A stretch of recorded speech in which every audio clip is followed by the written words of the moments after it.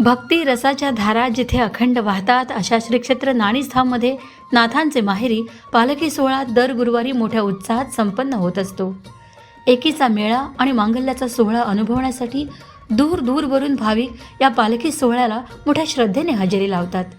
19 जून 2025 रोजी सुद्धा गुरुवारी पालखी सोहळ्यासाठी भाविक एकवटले होते आणि या सोहळ्यासाठी प्रत्यक्ष जगद्गुरू रामानंदाचार्य नरेंद्राचार्यजी यांच्या पवित्र उपस्थितीने भाविकांचा आनंद शतगुणित झाला होता.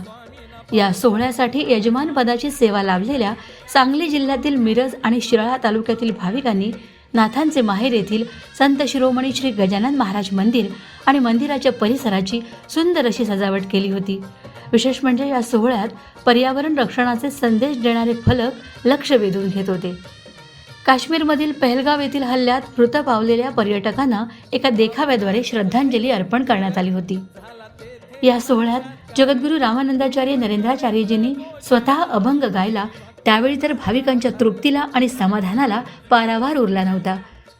सारे भ्रम आणि भेद नाहीसा करणारा भक्तीचा हा आनंद सोहळा दर गुरुवारी हजारो भाविक अनुभवतात. मला त्यांच्या चरणी लीन होऊ द्या,